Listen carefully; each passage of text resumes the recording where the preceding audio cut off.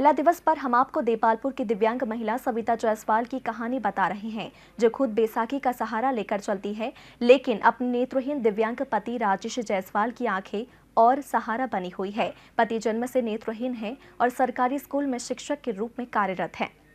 शरीर से कमजोर लेकिन इरादे इतने मजबूत जो बड़ी से बड़ी मुश्किल को भी आसान करते दिखाई देते हैं। कहा जाता है कि नारी किसी से कम नहीं है। हमारे देश और भारतीय संस्कृति में नारी को नारायण भी कहा जाता है, जहां वे मां, बेटी और पत्नी के साथ ही हर कर्तव्य को निभाती है। वहीं जायसवाल परिवार की महिला सविता जायसवाल ने बताया कि उनका सपना था कि वे किसी नेत्रहीन दिव्यांग से ही शादी करेंगी। उन्होंने बताया कि शादी के बाद से ही उन्होंने ठान लिया था कि वे अपने पति को हर संभव सहारा देंगी। वही पति भी पत्नी पर नाज करते हुए कहते हैं कि पत्नी न केवल मेरी जीवन संगनी है बल्कि मेरी ताकत भी है। उन्होंने कहा कि अगर वो ना होती तो मैं शायद इतनी दूर तक नहीं आ पाता। अंतर्राष्ट्रीय महिला दिवस पर आज हम पहुंचे हैं देपालपुर के एक ऐसे परिवार में, एक ऐसी महिला का जो दिव्यांग हो, जो खुद तो दिव्यांग है, अपने पति उनके नेत्रहीन है, लेकिन उनके पति एक शिक्षक होने के बाद वो यहाँ पर कड़ा संघर्ष करती रही। और एक समय था कि उनके पति पैदल पैदल करीब 3 किलोमीटर जाते थे, और जब उनको कुछ बीमारी होने लगी और पैरों के अंदर घाव होने लगे तो उन्हें कड़ा संघर्ष लेते हुए एक गाड़ी खरीदी। आज वो अपने पति की आंख तो नहीं है, लेकिन वो खुद आंख बनकर उनको लेकर जाती है। तो आज उनके पति से भी हम उनसे बात करना चाहेंगे। सर, किस प्रकार आज महिला दिवस और आपकी पत्नी आपका साथ दे रही है? मैं जब से मेरी शादी हुई मुझे बहुत गर्व है मेरी मिसेस पर कि मैं एक ब्लाइंड होते हुए मेरे मतलब एक विकलांग व्यक्ति ने मेरा साथ दिया, मिसेस ने साथ दिया और कंधे से कंधा, मेरे कंधे से कंधा मिलाकर चलती है।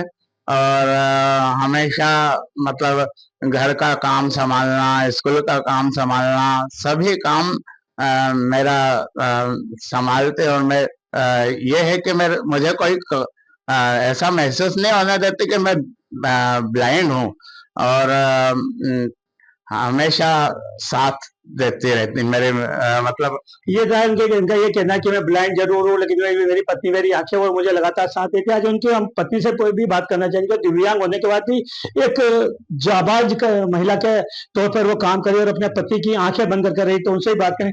मैडम, किस प्रकार का जो आप अपने पति का काम करेंगे, ब्लाइंड होने के बाद भी आप उनकी आंखें बनी?